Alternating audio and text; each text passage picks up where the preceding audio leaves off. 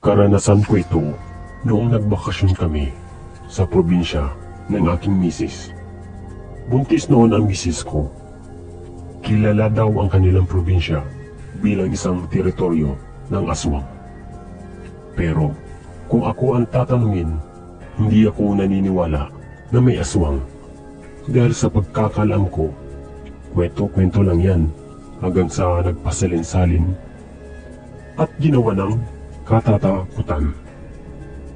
First time ko makarating sa probinsya ni misis. Makikita mo dito ang mga magandang tanawin, maraming pasyalan. Kaya namangha ako sa kanilang probinsya. Mayaman sa mga tanawin, sariwa ang mga hangin. May malawak daw na lugar na puro sunflower ang nakatanim. Kaya gusto ko itong puntahan.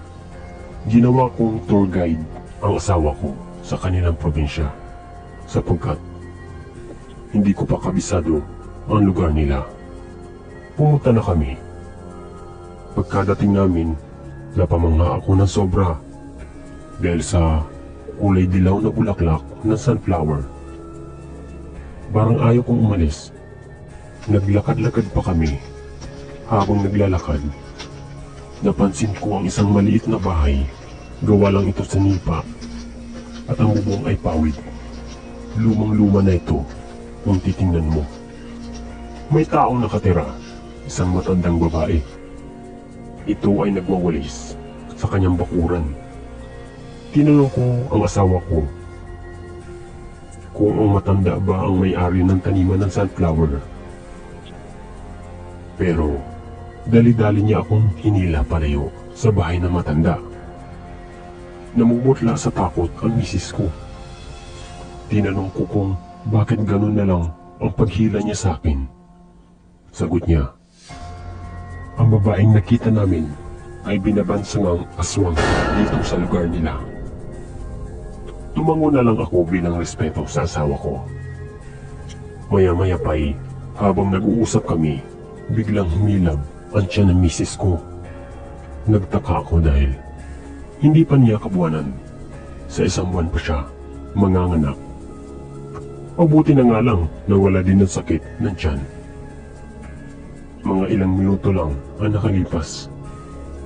Babalik na sana kami sa bahay nang biglang tumambad sa amin ang babaeng matanda. Napasigaw ng malakas ang asawa ko. Ako naman ay napatulon sa gulat. Nakatingin ito sa misis ko. Dilat na dilat ang mga kulbot niyang mga mata.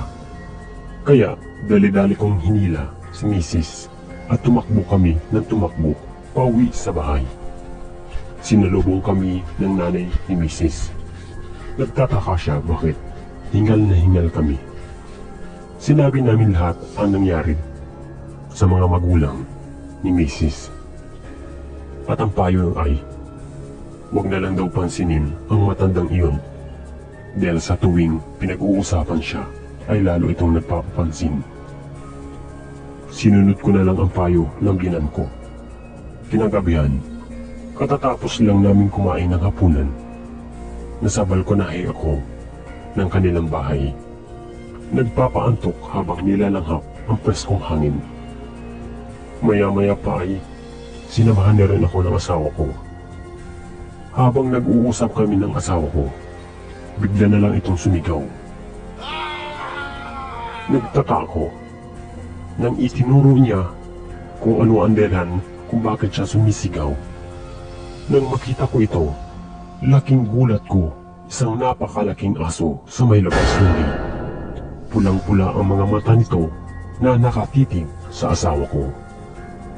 Dali-daling pinapasok ng biyanan ang asawa ko sa loob, habang ako naman ay lumabas ng bahay para bugawin ang nakakatakot na aso. Kumuha ako ng maliit na bato para ibato ito sa aso, habang pinagmumura ko ito ng pasigaw. Mabuti na nga lang umalis din ito. Doon ako nakaramdam ng takot. Dahil habang papalayo ito, ang sama-sama ng tingin ito sa akin, para bang gusto itong gumanti.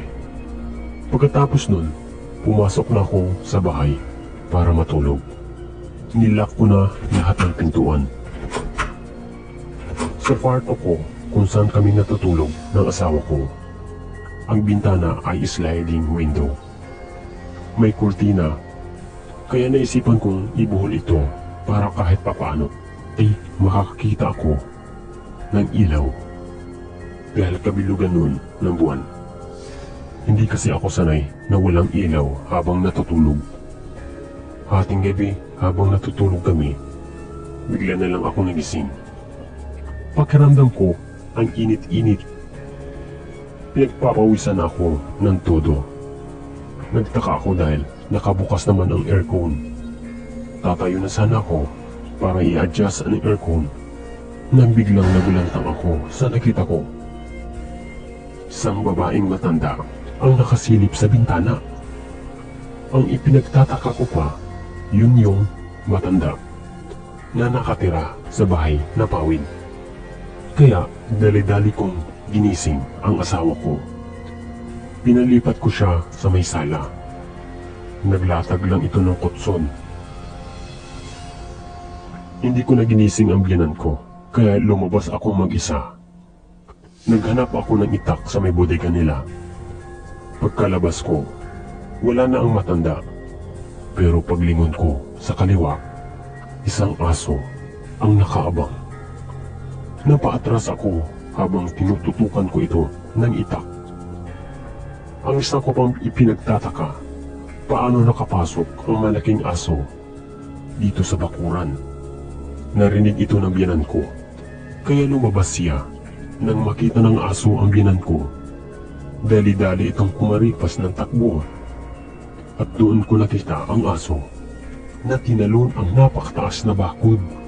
Nagulat ako. Agad akong pinapasok sa loob ng bahay ng biyanan ko. Kinaumagahan, inutusan ako ng biyanan ko na pumunta sa palengke para mamili. Umuwi ako agad sa bahay. Pagkatapos kong namalengke, naisipan kong puntahan ng palihim ang bahay ng matanda. Nang makarating na ako, nakayuko lamang ako habang pumapasok sa bakuran ng matanda upang hindi niya ako mahalata. Nang silipin ko ito sa loob ng bahay, nasa kusina ang matanda. Nagluluto ito na parabang takam na takam ako sa niluluto niya. Maya-maya pa'y biglang may nahulog na bunga ng nyog sa may likuran ko. Napalingon ako sa gulat. Medyo nahimasmasan ako dahil nyog lang pala. Akala ko kung ano na. Pagtingin ko ulit sa naglulutong matanda, wala na ang matanda. Wala na rin ang niluluto niya. Ang dating magulong kusina ay naging malinis. Wala kang makitang kahit na isang bakas man lang. Kaya nagtaka ako kung paano nangyari yun. Lumingon-lingon pa ako, baka sakaling lumabas ito. Saktong paglingin ko sa kaliwa, nasa harapan ko na siya. Nakangiti ito na parang halimaw. Kumarepas ako ng takbo hanggang sa makalayo ako sa bahay ng matanda. Kinagabihan, natulog agad kami ng maaga. Nilak ko ng maigi ang bawat pinto. Sinara ko na rin ang mga bintana at hindi ko na tinali ang kurtina. Hindi ako makatulog ng gabing iyon dahil sariwa pa sa akin ang mukha ng matanda. Hindi ito maalis-alis sa isipan ko. Mga ilang minuto lang ang nakalipas, biglang uminit na naman ang temperatura sa loob ng kwarto. Kinabahan na ako. Dinising ko na ang asawa ko. Nagising na rin ang mga biyanan ko. Dahil yun din daw ang nararamdaman nila. Mainit sa pakiramdam. Nagsitahulan na rin ang mga aso sa kapitbahay. Ang ipinagtataka ko, bakit nakaharap ang mga aso sa bahay ng asawa ko? Mga ilang minuto lang ang nakalipas, biglang bumaho ang loob ng bahay. Doon na pagtanto ng biyenan ko na may aswang na gumagambala sa amin. Kaya kumuha agad ito ng maraming bawang at inutusan ako na magbudbud ng asin sa palibot ng bahay. Habang ang biyenan ko naman ay naghahanap sa loob ng bahay kung saan yung mabaho. Saktong napadaan siya sa kwarto namin. Pagsilip niya sa ilalim ng kama namin, nakita niya ang malaking pusa. Itim ang kulay nito, malalaki ang mga mata nito at mapula. Nanginginig ito sa takot dahil hawak-hawak ng biyenan ko ang isang supot ng bawang. Hinampas niya ito ng hinampas ng bawang. Nasugatan niya ito sa may leeg gamit ang dala-dala niyang kutsilyo. Kumaripas ito ng takbo palabas ng bahay. Hindi na namin nabutan ng pusa. Pero nasundan namin ito dahil pumapatak ang dugo nito sa lupa.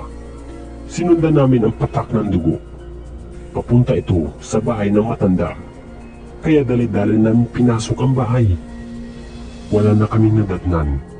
Tanging bakas na lang ng kanyang dugo ang naiwan.